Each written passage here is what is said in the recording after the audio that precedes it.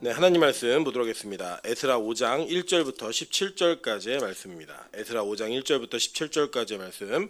저와 여러분이 한 절씩 교독하고 마지막 절은 합독하도록 하겠습니다. 교독합니다.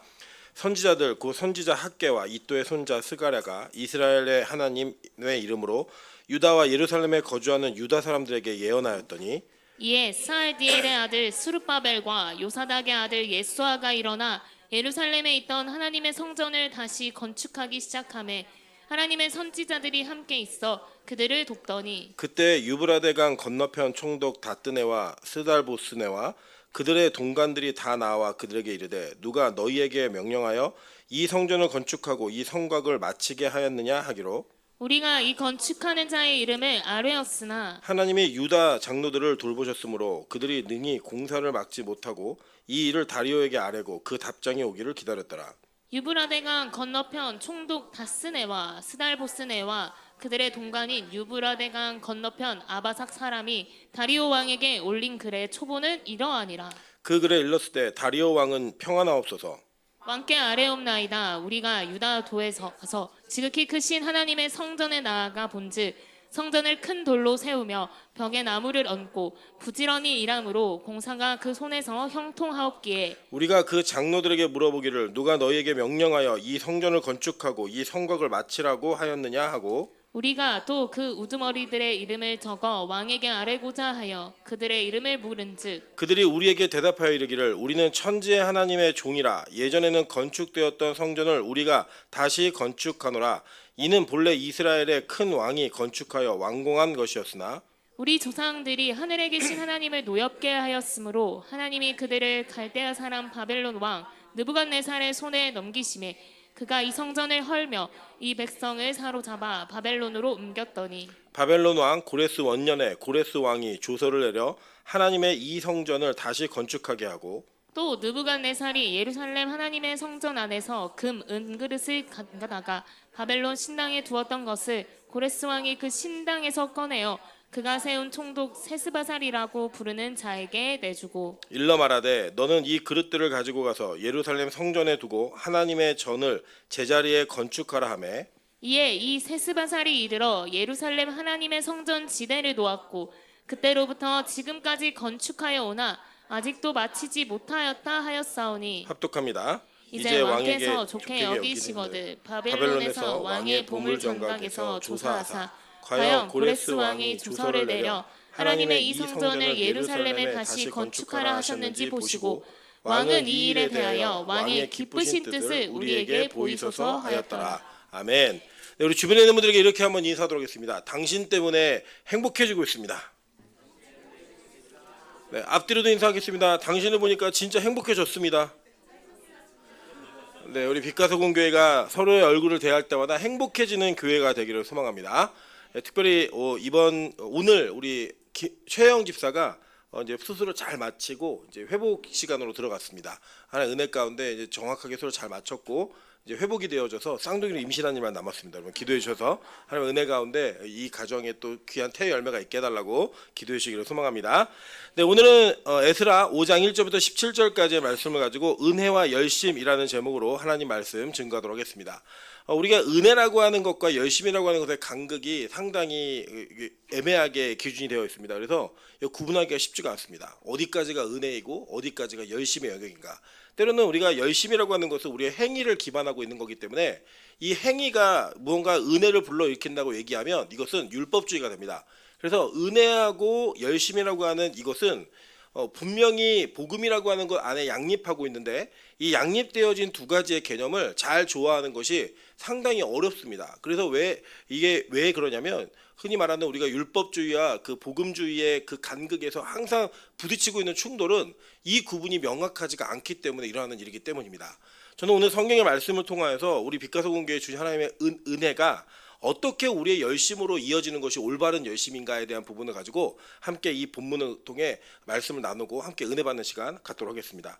여러분 아시는 것처럼 이 에스라는 느헤미야와 한편의 같은 책을 이루고 있는 책인데 이 에스라는 사실은 포로기한에서 2차 포로기한 때 사용받은 하나님의 사람입니다. 그래서 1차는 누구가 중심이었냐면 우리 세스바셀이라고 써 있는데 원래 수룹바벨이 이 중심이었어요. 근데 이 수룹바벨은 실제로 이제 외경에는 수룹바벨을 기록하고 있는 내용이 있어요. 수룹바벨서가 있는데 우리 기독교는 정경 안에 그것을 포함하지 않았기 때문에 정경 안에 66권에서는 이 수룹바벨에 대한 사역이 에스라에만 쓰여 있습니다. 그러니까 에스라서는 1차와 2차 포로기한에 대한 내용이 쓰여 있고 3차가 느헤미야에 대한 이야기입니다. 그래서 이 성경은 원래 유대 성경은 한 권의 성경으로 묶여져 있습니다. 그래서 이 묶여져 있는 성경의 내용을 잘 살펴보면 우리에게 은혜가 무엇인지를 볼 수 있는 그런 기적 같은 일이 있더라는 거예요. 여러분 보시면 실제 이스라엘은 하나님의 백성으로 선택받아 그 가나안 땅을 차지하고도 계속되어진 범죄를 저질렀습니다. 그 범죄 가운데 하나님께서 선지자를 통해 보내기도 하시고 때로는 전쟁으로, 기근으로, 질병으로 그 나라에 대한 경고와 사인을 여러 번 주셨지만 그 경고와 사인을 무시한 채 계속 죄를 짓고 범죄하는 이스라엘 백성들에게 하나님께서 마지막 내리신 결정이 뭐였냐면 그들이 레위기 27장에 예언된 것처럼 포로로 끌려가는 일이었습니다. 그 포로로 끌려감에 있어서 하나님은 두 나라를 사용하셨는데 하나의 나라는 아수르라고 하는 세속역사에서는 아시리아라고 부르죠. 이 아시리아에 의해서 북이스라엘이 망했습니다. 근데 이 북이스라엘이 망할 때는요, 이스라엘 공동체의 충격이 그렇게 크지 않았습니다. 이유는 뭐냐면 북이스라엘 자체는 다윗의 혈통을 가지고 성립되어진 왕국이 아니었기 때문입니다. 반면에 남유다는 좀 달랐습니다. 남유다는 이 다윗의 혈통을 따라 계속 이어지고 있었던 나라였기 때문에 이 남유다의 존속됨, 즉 아수르가 이 북이스라엘을 멸망케 하고 남유다를 쳐들어왔을 때 다 망하게 했습니다. 딱 하나의 성 예루살렘이 남았다는 거예요. 그 예루살렘 성을 포위하고 있을 때 그때의 유다의 왕이 누구였냐? 히스기야였습니다. 이 히스기야가 하나님께 기도함으로 말미암아 이 아수르의 군대를 한 번에 물리치는 일이 벌어졌습니다. 뭐 직접 자기가 물리친 게 아니었죠. 어떻게 물리쳤냐면 그가 하나님께 기도했더니 하나님께서 18만 5천을 하루아침에 죽게 만들었다는 거예요. 그래서 이 예루살렘이 구원받은 이후에 그 남유다에는 다윗의 성이 보존되고 있고 또 이 예루살렘에 있는 성전은 하나님의 보호를 일으키는 부적처럼 그들의 신앙 안에 잘못된 자리를 잡았습니다. 그 이후에도 남녀들은 계속 범죄합니다. 그 계속된 범죄 속에 하나님 결정 내리신 건 뭐냐? 느부갓네살이라고 하는 바벨론의 왕에 의해서 이 나라가 망하게 하셨다는 거예요. 이 망하게 하실 때 하나님께서는 그 망함이 그들의 멸절과 끝이 아니라고 얘기하셨습니다. 어떻게 하냐면 70년 뒤에 반드시 포로기한을 시키겠다라고 말씀하셨다는 거예요. 여러분 이게 뭔지 아십니까? 이게 바로 은혜라고 하는 것입니다. 우리의 어떤 행동이나 우리가 가지고 있는 자질이나 우리의 노력에 기반하지 아니하고 하나님의 약속에 의해서 철저한 하나님의 계획에 의해서 우리와 상관없이 일하심에 드러나고 있는 것, 그게 뭐예요? 바로 은혜라고 하는 거예요. 여러분 우리 인간은 자기의 열심과 노력으로 인해 열매 맺는 것들을 굉장히 뿌듯해합니다. 예를 들면 예전에 재작년인 것 같아요. 재작년인가 저희 몇 명이 모여가지고 10만 원 내기 다이어트를 했습니다. 그러니까 자기 몸무게의 10%를 감량을 하면 그 사람에게 10만 원씩을 몰아주기로 했어요. 5명이. 그래갖고 이기면 얼마 받는 거예요? 어떻게 50만 원에 5명이 했는데 40만 원 받는 거죠. 자기는 자기한테 주는 게 아니잖아요. 40만 원을 받았는데 그 주인공이 누구였느냐? 놀랍게도 전혀 우리가 예상하지 않았던 이주한 자매가 이거를 해낸 거예요. 해냈더니요. 이주한 자매가 얼마나 뿌듯하냐면 저한테 전화를 걸어서 이렇게 얘기했습니다. 목사님 저는 아무것도 못할 줄 알았는데 제가 이걸 하면서 굉장히 마음에 큰 자신감을 얻었습니다. 이게 바로 주한 자매의 고백이었어요. 저희가 룰을 하나 정했던 게 뭐였냐면 그렇게 딱 끝나고 나면 3개월 뒤에 다시 몸무게를 측정해서 2kg 이상 찌면은 다시 40만 원 토해내기로 했습니다.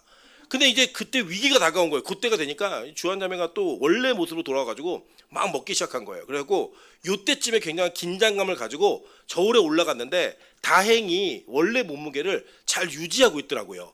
그래갖고 그 40만 원을 홀딱 먹었습니다.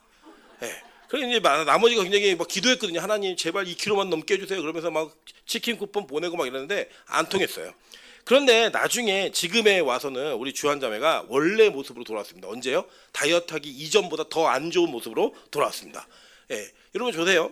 우리가 뭔가 노력을 해가지고 얻어낸 결과에 뿌듯해했지만 그 뿌듯해했던 그 마음과 생각이 시간이 지나서 약해지고 그 의지가 이게 변화되니까 자기의 원래 모습으로 돌아오더라는 거예요. 왜 그러냐면요. 우리는 내 열심에 기반한 열심으로 인한 결과는요. 내 열심이 끝나면 반드시 그것이 끝나집니다. 우리가 사람과 사람이 만나서 연애를 하고 사랑을 해도요. 감정이라는 건 변합니다. 근데 그 감정이 우리 안에 잘 자리 잡으려면 열심히 반드시 수반되어져야 합니다. 그러니까 예를 들면 좋아한다고 얘기하는데 보러 안 온다? 이건 좋아하는 게 아니잖아요. 보러 가는 건 행동이라고요. 행동. 내가 내 감정이 나를 지배할 때 그 감정으로 인해 나의 삶이 행동으로 드러나게 되면 그 감정이 증명되어지는 겁니다. 그러니까 이 은혜하고 열심이라는 단어를 여러분 오해하시면 안 돼요. 순서가 바뀌면 이건 율법주의예요. 내가 열심히 뭘 했더니 은혜가 임하더라. 이건 율법주의라고요. 근데 은혜가 임하니까 나에게 열심히 표출되더라. 이거는 여러분 너무나 당연하고 지극히 올바른 모습이라는 겁니다. 사실은 우리 빛가서 공교회가 이번 주일에 생각지도 않은 하나님의 큰 선물을 받았습니다. 저는 이제 우리 교회 본당보다 더 크더라고요. 그 장소가. 실제 저희 교회 저 태바실까지 다 합쳐도요. 이 합친 것보다 더 커요. 공간이. 저희 어머니가 아주 명언을 남기셨어요. 저한테 뭐라고 하셨냐면 네 새끼는 지하실 보내도 내 손주는 못 보낸다 얘기하셨어요. 네 새끼는 지하실을 보낸다고 네가 결정해도 내 손주는 못 보내. 이 얘기를 하셨다는 거예요. 저는 그게 이제 어머니, 할머니의 마음이라고 생각을 합니다. 근데 저는 그 할머니의 마음으로 이 모든 것이 이루어졌다고 생각하지 않습니다. 여러분 잘 모르시겠지만 저희 어머니 굉장히 독한 분입니다. 그래서 사실은 저는 자식을 이기는 부모가 없다라는 말을 믿지 않습니다. 저는 직접 경험했습니다. 자식을 이기는 부모가 있더라고요, 진짜. 그래서 저희 어머니는 아들이기 때문에 저에게 무한한 제공과 제가 원하는 것들을 다 해준 기억이 저는 거의 없습니다. 저희 어머니는 하나님의 뜻이 아니라면 그 어떤 것도 제공하지 않았고 그 안면 몰수하다시피 정말 친모가 맞을까 묻지는 못했어요. 너무 똑같이 생겨갖고 물을 수가 없었습니다. 어찌든 간에 그런 기억과 경험이 있기 때문에 여러분의 관점에서 그냥 엄마니까 해줬겠지라고 생각하시면 저는 그거는 절대적으로 부인하고 싶습니다. 그럴 분이 아니시기 때문에. 저는 하나님께서 이 과정이 이루어질 때 사실 공식적인 설교라서 제가 어떠한 일이 있었는지는 다 얘기는 못 드려요. 근데 제가 나중에 우리 성경 공부할 때나 있으면 그 내용들을 다 풀려고 합니다. 그러면 이 내용들을 풀어보면 세상에선 잘 이해할 수 없는 하나님의 특별한 방식으로 이 모든 일들을 이루셨다는 거예요. 저는 믿습니다. 뭘 믿냐면 이 모든 것이 하나님의 은혜였다라고 믿습니다. 그리고 우리 어떤 누구도 그 열심을 내지 못했습니다. 감히 꿈도 꾸지 못했고 기대도 하지 않았던 하나님의 큰 선물이 우리에게 통로가 돼서 왔다라는 거예요. 이게 무슨 장면이냐면요. 그렇게 끌려갔던 이스라엘 백성들을 하나님은 이방 왕인 고레스라고 하는 페르시아의 황제, 우리 세속육서에서는 키루스 2세예요. 이 키루스 2세가 갑자기 포로기한 명령을 내리더라는 거예요. 야, 니들 다 돌아가는데 돌아가서 성전 지을 거 내가 모든 재물 다 대줄게. 그리고 내가 예전에 느부갓네살 왕, 바벨론 왕이었던 느부갓네살이 그 성전에 빼앗았던 모든 기물들을 왕궁 곳간에 보호하고 있는데, 보관하고 있는데 그것도 다 내줄게. 그래서 그걸 다 내줘서 가라고 얘기한 거예요. 그러니까 뭐예요? 이스라엘 백성들은 은혜라고요. 그 안에서 어떤 누구도 야, 우리가 다시 돌아가가지고 성전을 재건해야겠다 이런 마음 가졌던 사람 아무도 없어요. 그 꿈과 그 내용을 꿈과 비전으로 가지고 성취하려고 노력했던 사람 아무도 없었습니다. 어느 날 갑자기 하나님께서 고레스의 마음을 감동시키셔서 야, 너 가가지고 성전 다시 재건해라고 얘기하는 그 선포를 통하여 이스라엘 백성들이 100%의 은혜로 출발하더라는 거예요. 그 출발한 자들이 이 땅에 도착해서 보니까요, 이 땅이 어떻게 돼 있어요? 완전히 황폐화됐더라는 겁니다. 그냥 쓰레기더미였어요. 쓰레기장이었던 그곳에 제일 먼저 시작한 일이 뭐냐? 성전을 건축하기 시작했습니다. 여러분, 이스라엘 공동체 안에 성전이라고 하는 그 건물은 단지 건물로서의 가치가 있는 것이 아니었습니다. 그 공동체가 무엇을 추구하고 무엇을 기대하고 있는가를 정확하게 표현해주는 하나의 상징이었던 거예요. 이 공동체가 추구했던 것은 뭐냐면 하나님 앞에서의 예배였습니다. 여러분, 오해하지 않으셔야 될 것은 예수님 시대에도 바리새인들과 서기관들과 대제사장들이 예배를 열심히 드렸잖아요. 그 예배의 의미 자체는요, 은혜였습니다. 내가 죄를 지었는데 어떠한 짐승을 대신 죽이면 내 죄를 용서해 준다는 거예요. 그거 뭐예요? 그 자체가 은혜라는 거예요. 은혜. 이 시스템은 은혜였기 때문에 그들은 율법을 지켜서 구원받는 자가 아니라 은혜로 얻은 구원을 잘 보존하기 위해 율법을 지켰는데 그 율법에 대한 열심이 은혜를 앞서기 시작했을 때 그것이 잘못되어진 율법주의로 옮겨진 겁니다. 그러니까 그 성전에 대한 공동체성은 이스라엘 안에서는요, 누구도 부인할 수 없고 누구도 변개시킬 수 없었던 그런 하나의 상징이었던 거예요.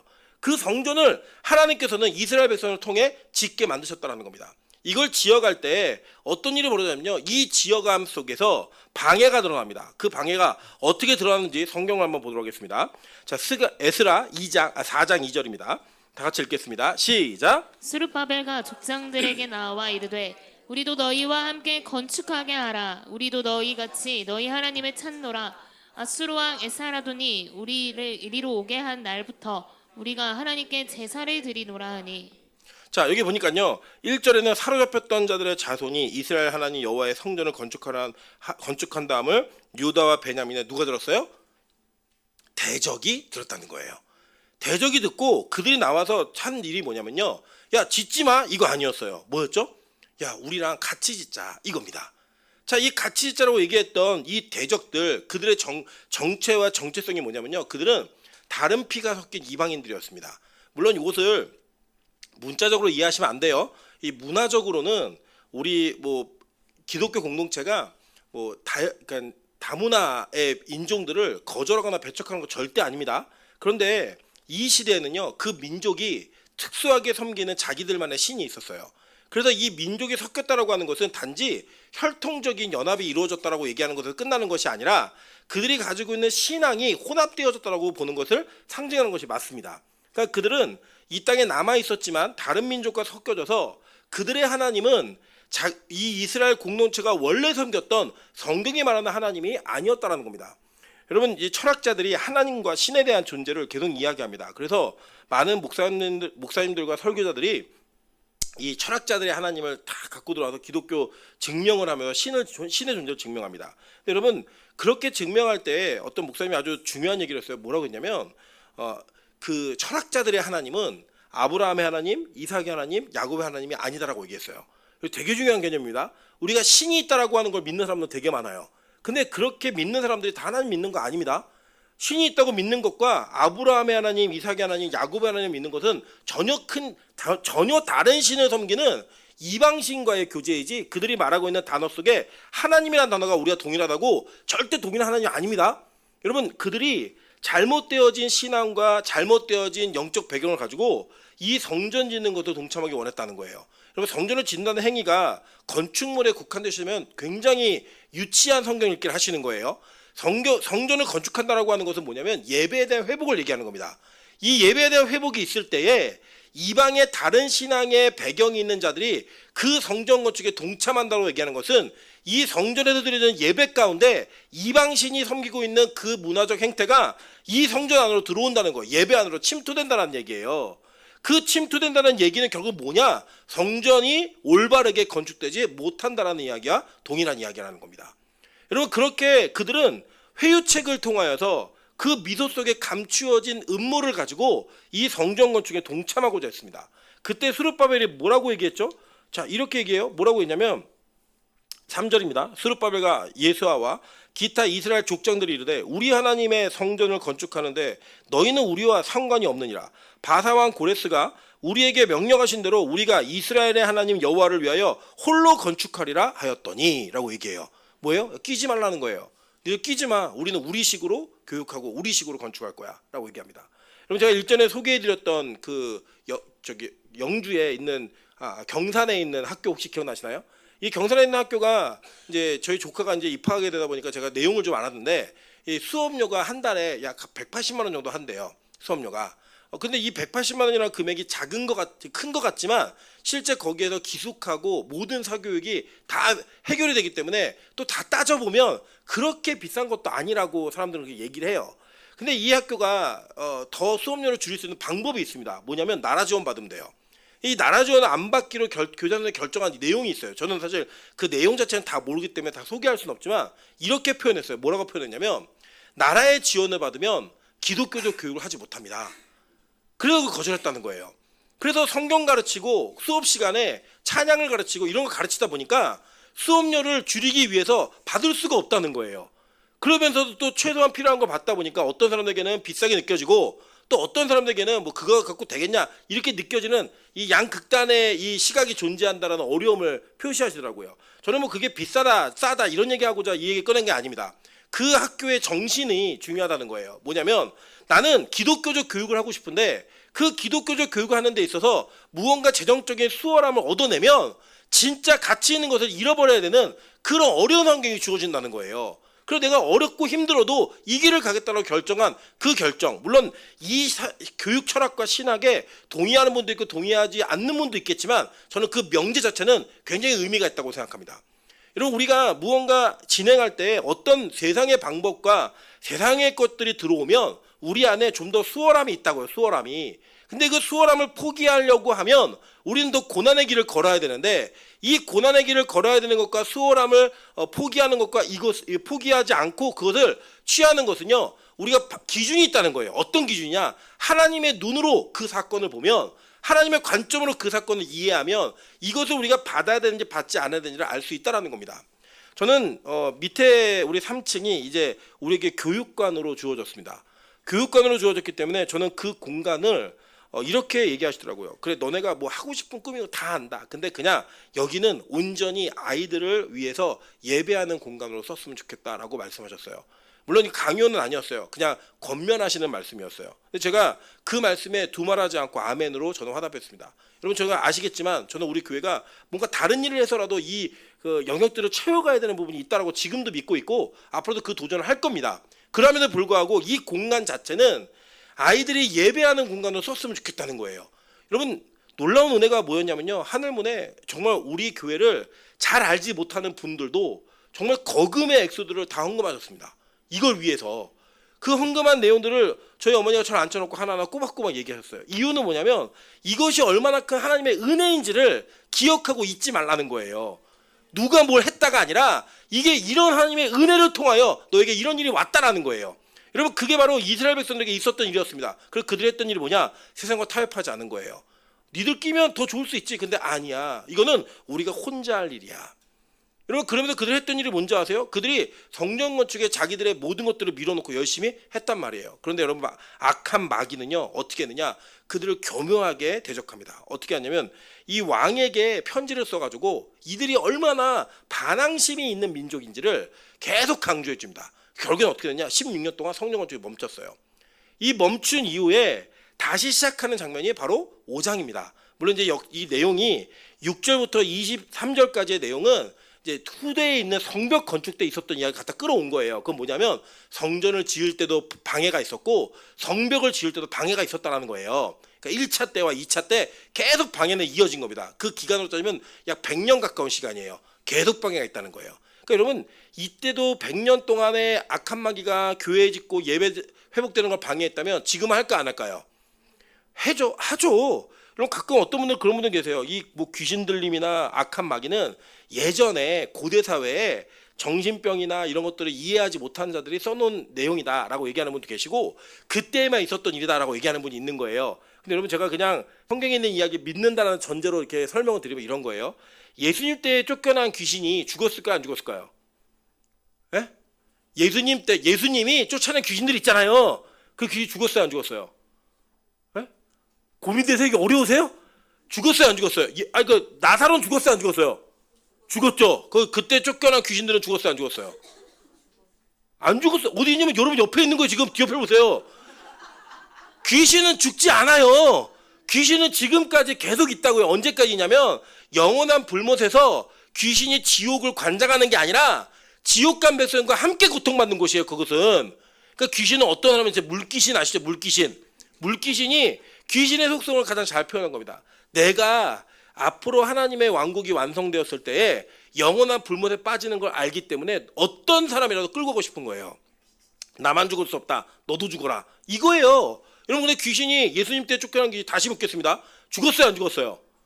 안 죽었어요. 그럼 지금 있어요, 없어요? 있죠. 그러면 우리는 이 귀신의 세력과 지금도 교회는 전투를 해야 된다는 거예요. 근데 왜 이 땅, 이 사람들이 살고 있는 시기에는 왜 그런 얘기를 잘 안 할까요? 교회가 싸울 능력이 없기 때문에 그런 거예요. 싸울 능력이 없기 때문에. 능력이 없으니까 없다라고 얘기하는 게 더 편한 겁니다. 더 편한 거예요. 여러분, 교회가 건축되어지고 세워지잖아요. 반드시 방해하는 무리가 나타납니다. 교회 예배가 회복되려고 하잖아요. 반드시 방해하는 세력이 분명히 존재한다라는 거예요. 여러분, 잊으시면 안 됩니다. 그냥 와, 하나님이 우리에게 은혜를 주셨다라고 하는 것으로 여러분 절대 끝나시면 안 돼요. 저는 이 이유를 더 얘기하는 겁니다. 뭐냐? 이 교회 공동체가 이제 공격받을 때가 왔다라는 거예요. 왜요? 은혜가 왔으니까. 그 은혜가 왔기 때문에 우리는 더 기도해야 됩니다. 그 은혜가 왔기 때문에 우리는 더 방비해야 된다는 거예요. 어떻게 해요? 하나님, 우리는 다 이것을 위해서 예배를 회복하는 데 있어서 주일학교 아이들을 세우는 데 있어서 포기하지 않고 누가 뭐래도 이 예배를 세워가겠습니다 라는 결단으로 하나가 되어야 된다는 거예요. 여러분, 지금 한국교회 주일학교가 다 무너졌습니다. 실제 통계상으로 80%가 주일학교가 아예 존재하지 않습니다. 시골에 있는 교회는요, 주일학교는커녕 아이를 찾아보기도 힘듭니다. 실제로 중고등학생들의 기독교화율이 3% 미만으로 내려갔습니다. 우리가 보통 세상에서 어떤 나라를 얘기할 때 저기 선교해야 되라고 얘기하면 전체 인구의 4%가 되지 않으면 거기는 미전도 종족이라고 부릅니다. 그러니까 여러분, 이제 선교 갈 필요가 없어요. 물론 가실 분 가셔야겠죠, 사명이 있는 분들은. 근데 선교해야 될 영역이 있어요. 어딘지 아세요? 주일학교예요. 여러분, 지금 노예나 이렇게 주변에 있는 목사님들한테 목사님, 저희 교회가 주일학교가 2명이었는데 지금 23명, 이제 곧 24명이 됩니다라고 얘기하면 정말 깜짝 놀라십니다. 서울에 있는 교회에서 그게 가능한 일입니까? 이렇게 물어요. 여러분, 근데 진짜 그게 가능하더라고요. 하나님 은혜가 임하니까. 그럼 우리가 은혜가 임했으니까 이거 은혜가 끝이다라고 얘기해야 될까요? 아니라는 거예요. 이들이 뭘 했냐면요, 같이 모여 성전을 건축하기로 노력했어요. 근데 악한 영들이 방해하고 악한 자들이 방해하니까요, 성전 건축이 멈추더라는 거예요. 멈춘 이후에 학개와 스가랴가 예언하기 시작합니다. 우리 성전 다시 지어야 돼. 성전을 지어야 된다라고 했더니 사람들이 뭐라고 얘기했냐면 때가 아니라는 거예요. 때가 아니에요? 라고 얘기했더니요, 이 스가랴가 뭐라고 얘기했는지 아세요? 야, 그런데 너네는 편벽한 집을 가지고 있어? 이렇게 얘기합니다. 무슨 얘기냐면 하나님의 전은 엉망이고 아직 다 완성되지가 않았는데 자기의 집은 편벽한 집이라는 이 히브리어 원어가 왕궁이라는 뜻이에요. 왕궁처럼 꾸며놨다는 거예요. 그 왕궁처럼 꾸며놓고 하나님의 그 예배하는 집은 이렇게 냅둘 거야? 그랬고요, 하나님이 이 스가랴와 학개의 예언으로 백성들의 마음을 흥분시켰습니다. 근데 그 단어가 고레스가 흥분했다는 단어가 똑같아요. 하나님이 고레스를 움직이신 것처럼 이 성도들의 마음을 움직이시더라는 거예요. 그때부터 그들이 다시 팔을 걷어붙이고 성전 건축에 돌입하기 시작합니다. 저는 우리 빛가서공교회가 우리 밑에 층을 아이들을 위한 공간으로 만들어내는데 많은 것들이 필요합니다. 여러분, 실제로 우리 경험해 보셨지만 겨울이 되면 상가 건물은 상당히 추운 곳입니다. 겨울이 되면 추운 곳인데 지금 그곳은 학원으로 이 낮에만 운영하다 보니까 밑에 아무것도 깔려 있지가 않아요. 그리고 이제 앞으로 우리 재직회를 통해 결정하겠지만 세를 주는 공간은 좀 빼려고 합니다, 우리가. 그럼 이제 우리가 누워 있고 이제 같이 예배를 준비하면서 아이들이 교제하고 아이들이 즐겁게 있을 수 있는 공간이 이게 없어지고 3층만 남는 거예요. 그래서 뭘 해야 되냐? 바닥 공사를 해야 됩니다. 바닥 공사를. 그래서 이 바닥 공사를 통해서 아이들이 그곳에 따뜻하게 예배드릴 공간이 필요한 거예요. 예. 그래서 이걸 위해서 우리가 뭘 해야 되냐? 뭘 해요? 열심히 짓는 거 해야죠.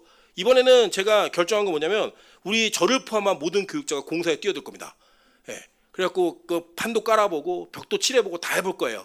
그래서 이 아이들이 예배할 수 있는 공간, 그리고 이 아이들만이 행복하게 예배를 드리면서 교회에 있는 것을 즐거워할 수 있는 공간을 반드시 만들어내야 된다는 거예요. 잘 보세요. 하나님의 은혜를 주셨어요. 그 은혜는 우리의 힘으로 해결할 수 없는 거예요. 포로 국가가 자기를 다스리고 있는, 통치하고 있는 국가에게, 군주 국가에게 나 성전 지으러 갈래요 얘기하는 거 불가능한 일입니다. 근데 군주의 입을 통하여 야, 성전 지어라고 얘기하는 거, 이거 은혜라고요. 근데 그 은혜가 임했을 때에 그 모두가 함께 모여서 이것을 건축하는 것은 은혜 속에 주어진 우리의 열심이었다는 거예요. 여러분, 저는 우리 빛가서공교회에 필요한 게 바로 그 열심이라고 생각합니다. 이제는 그 열심이 우리에게 요구되어진 때가 됐다는 거예요. 하나님이 하시는 영역이 있고요, 그 하나님이 하신 이후에 우리가 해야 될 영역이 있다는 거예요. 그 우리의 영역이 하나님, 우리가 이게 열심히 할 테니까 우리에게 뭘 주세요가 아니고 하나님이 하신 거에 그 은혜에 감사해서 우리가 이거는 감출 수가 없는 기쁨으로 나아갑니다 라고 얘기해야 된다는 거예요. 저는 저희 어머니와 함께 그 밤에 잠이 오지 않으면 같이 윷놀이를 합니다. 윷놀이를 하는데 윷놀이가 한 판에 10,000원이에요. 한 판에 10,000원인데 윷놀이를 하면 10번 중에 7번은 제가 이깁니다. 왜 제가 이기냐면 저는 일단 던지기의 기술을 연마했습니다. 윷을 잘 던져요. 두 번째는 저는 말을 놓는 데 있어서 상당히 기발한 이 지능을 가지고 있습니다. 그래서 말을 아주 지혜롭게 잘 놉니다. 함정도 파고 제 걸 잡으면 저 사람이 물리게 만들어 놓고 이걸 잘합니다. 그래서 10번 중 7번 제가 항상 따는데 하나님이 우리 교회에 은혜를 주셨잖아요. 은혜를 주시니까 제 안에 열심이 생긴 거예요. 어떤 열심이 생겼냐? 제가 원장님께 약속을 했습니다. 앞으로 100번 연속 져드리겠습니다. 예, 약속을 했어요. 무조건 져드리겠습니다. 그게 제가 할 일이었어요. 제가 할 일. 뭐냐?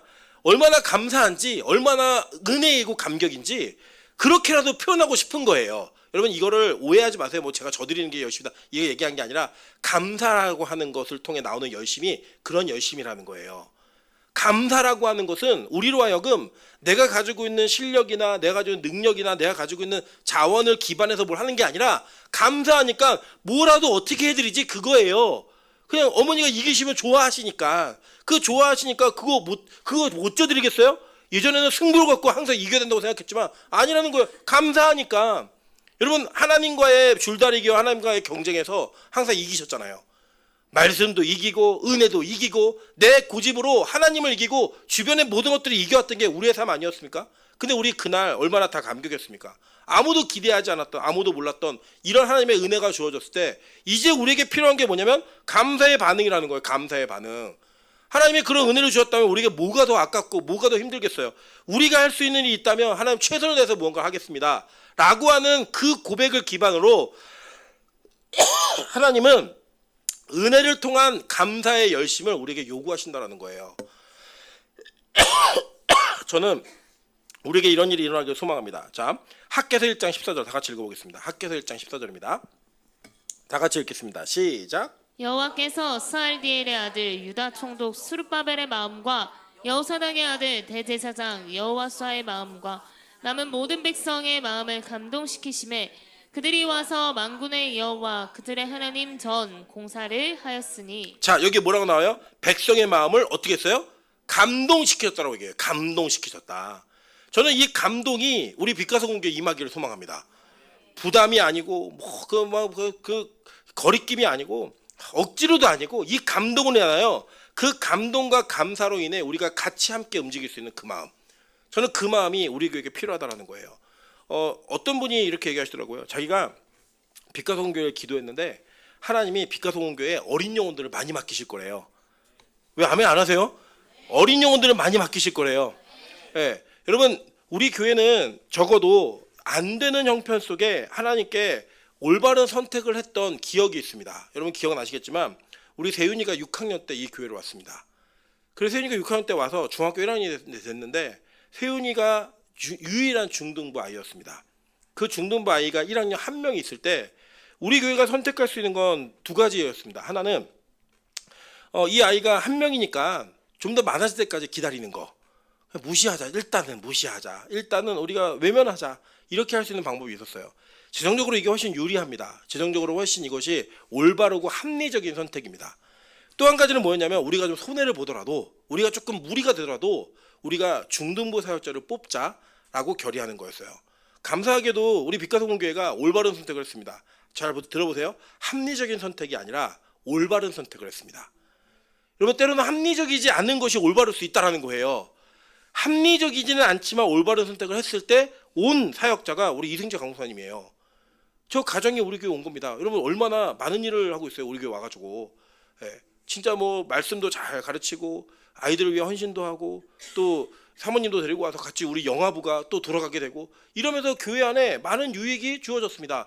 왜요? 합리적이지 않고 올바른 선택을 했기 때문에. 여러분 어려운 시기에 힘든 시기에 우리가 무언가를 더 노력해야 되고 헌신해야 된다는 거 제가 볼 때 합리적이지 않아요. 합리적이지 않은데 그게 올바를 수 있다는 거예요. 저는 올바른과 합리성 사이에서 고민하다가 그 고민 속에 어떤 결정을 내리느냐가 은혜를 입은 사람인가 아닌가를 전 증명한다고 생각합니다. 여러분 때로는 우리 합리적이지 않은 선택을 할 때가 참 많이 있습니다. 예를 들어 볼까요? 여러분 특세를 직장인이 하는 게 합리적입니까? 전 아니라고 생각해요. 우리 권사님들 노원에서부터 광주까지 21일 동안 쉬지 않고 그곳에 예배를 드리러 매일 가서 12시가 넘어서 예배가 마치면 여기로 돌아오는 게 합리적이라고 생각하십니까? 합리적인 거는요 집에서 영상으로 예배 드리는 게 합리적이에요. 근데 여러분은 올바른 선택하셨어요. 우리 권사님들의 그 무릎과 기도가 하나님의 그 마음의 감동으로 인해 일하는 그 과정을 증명해냈더라는 거예요. 증명해냈더라는 거예요. 여러분 재밌는 일화를 말씀드리면 저희 어머니가 이제 이걸 마음에 정해 놓으시고 확 설교하시는데 이제 마음의 기준이 하나 있었대요. 하나님 임철 목사가 예배를 열심히 안 드리면 이건 그냥 덮겠습니다. 그 제가 이제 그 예배를 들고 막 설교하고 있는 중에 제가 갑자기 나가더라는 거예요. 선풍기랑 막 튕겨들고 나가더라는 거예요. 아 이거 나가면 아닌데 이거 나가면 이거 다 이거 완전히 다 이게 엎어지는 건데 이거 막 이러면서 막 걱정이 됐다는 거예요. 나갔다가 조금 있다가 다행히 들어오더라는 거예요. 봤더니 제가 화장실에 갔다 온 거예요. 여름에 너무 더우니까 선풍기 들고 제가 화장실 간 겁니다. 죄송하지만 뭐 급해가지고 갔다 왔습니다. 예, 그리고 갔다 오는 그 긴장감, 그곳에 해줄 사람도 긴장하고 저는 몰랐죠 사실 그게 그 기준일지 몰랐죠. 근데 여러분 잘 보세요. 우리 교회 권사님들이 뭐 가자 예배드리자 뭐가 있을 거다 이런 거 아무것도 몰랐잖아요. 계획도 없었던 거고. 근데 자발적으로 움직이시더라는 거예요. 여러분의 그 걸음이 하나님의 일하심을 정확하고 분명하게 일하시게 했다라는 거예요. 합리적이지 않았잖아요. 근데 올바른 선택을 하니까 그게 은혜를 기반한 감사의 열심이 되어서 하나님의 일들을 이뤄내더라는 거예요. 이제는 우리가 할 일이 남았습니다.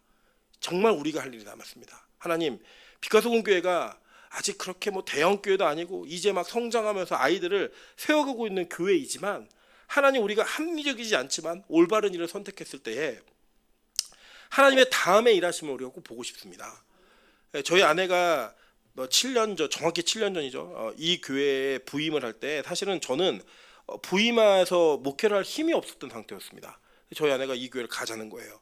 가자면서 얘기했던 게 두 가지가 있었다. 하나는 이게 뭔가 남편이 부족하면 내가 기도를 채울게. 또 한 가지 뭐였냐면 나는 어머니 하나님이 아니라 내 하나님을 만나서 부흥이 뭔지를 보고 싶어.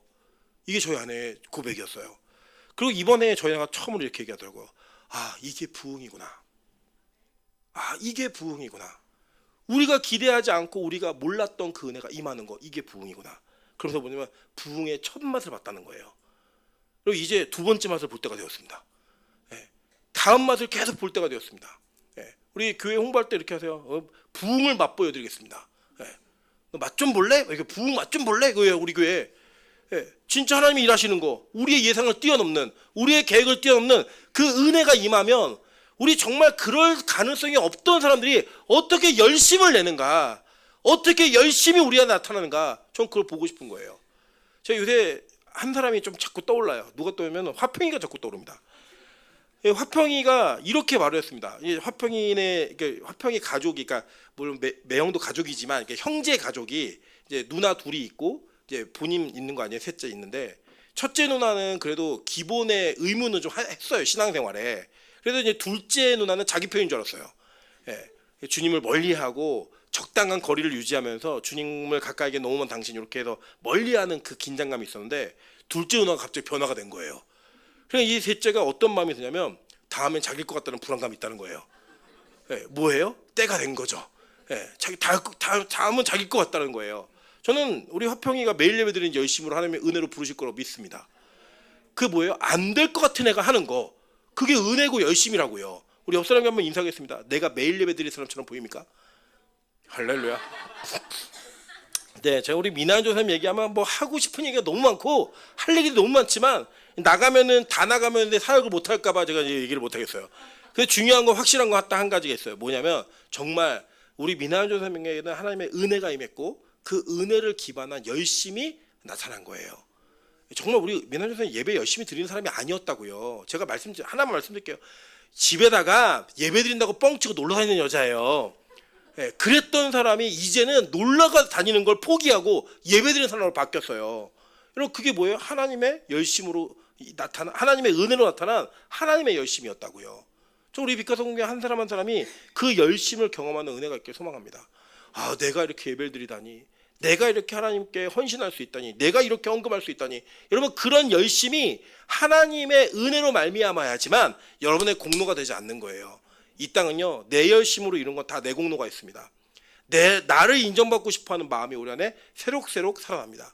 그래서 내 열심을 기반한 것이 무시받거나 내 열심이 기반한 것이 성과만큼 나오지 않으면 우리 실망합니다. 그런데 하나님의 은혜가 임한 열심은요 나를 기반한 열심이 아니에요. 스스로 뭐라고 말하냐면 난 이렇게 할 수 없는 사람이라는 거예요. 난 이렇게 할 수 없는데 하나님이 하게 하신다는 거예요. 여러분 지금 이 자리에는 저에게 10년 된 숙제가 하나 앉아 있습니다. 그게 뭐냐? 바로 우리 소진자매예요. 우리 소진이가 저를 만난 지 10년이 넘었습니다. 근데 정말 쟤도 능력자인 게 안 변합니다. 그렇다고 타락했으면 좋겠, 그것도 아니에요. 그냥 일정한 거리를 유지하면서 일주일에 한 번 교회 오겠다라는 각오를 철저하게 지키고 있습니다. 그러니까 일주일에 한 번 수요일 날 오면 주일 날 안 온 날이에요. 그러면 주일 날 안 왔으면 목요일 날 오면 쟤는 이제 온 거예요. 자기는 그거를 항상 유지해요. 놀라운 건 뭔지 아세요? 우리 교회에서 그 CCM을 가장 많이 듣는 사람 중에 탑2 안에 들어가는 게 우리 소진입니다.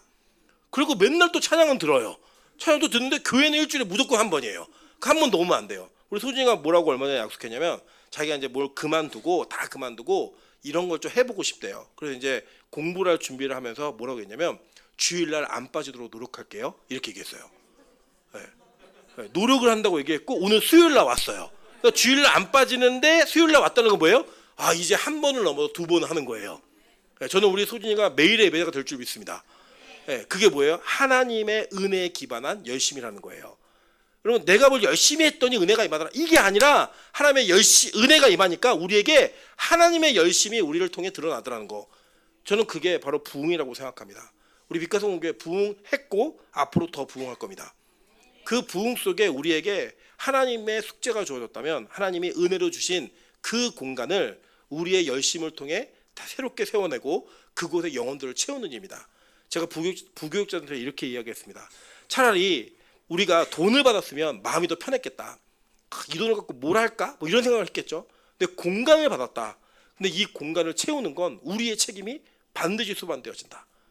이제 우리가 더 열심히 기도하고 더 무릎 꿇고 더 하나님 앞에 부르짖어야 될 때가 왔다라고 제가 이렇게 말했습니다. 우리 교육자들 아무도 그 말에 부인하거나 부정하지 못했고 그 말에 각자의 그 마음 가운데 이 뜨거움의 열정을 저는 가졌다고 믿습니다. 네.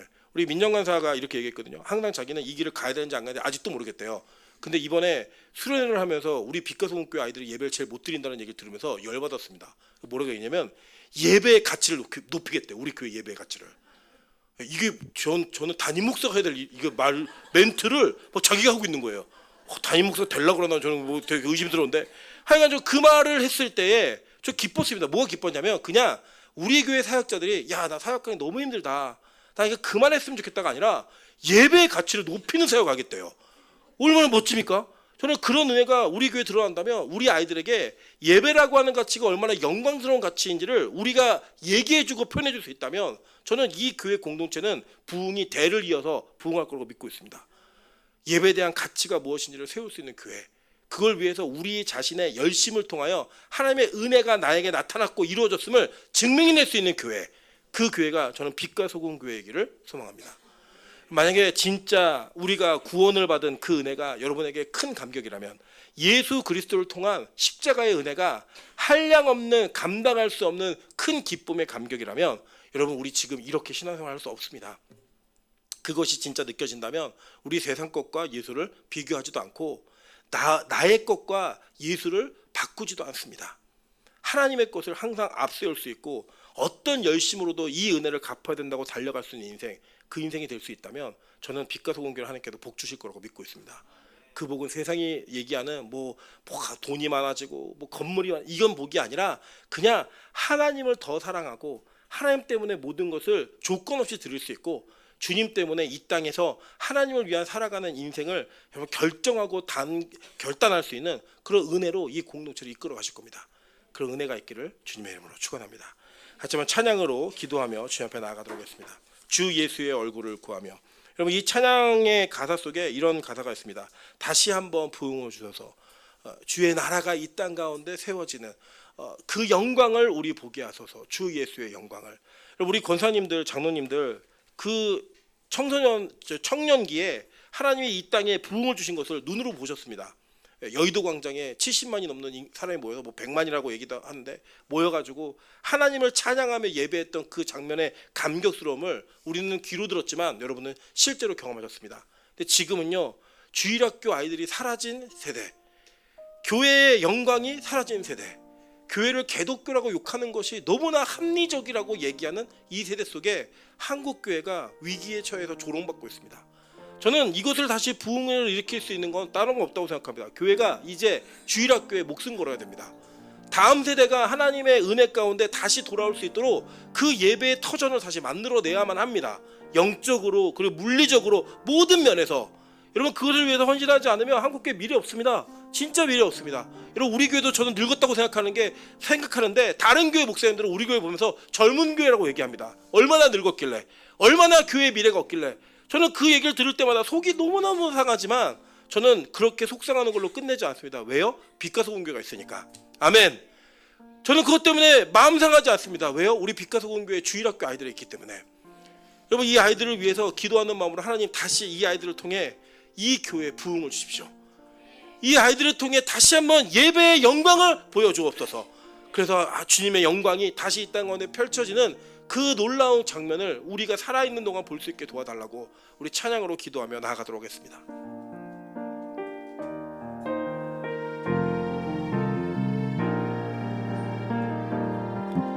주 예수의 얼굴을 구하며 예배하는 세대 일어나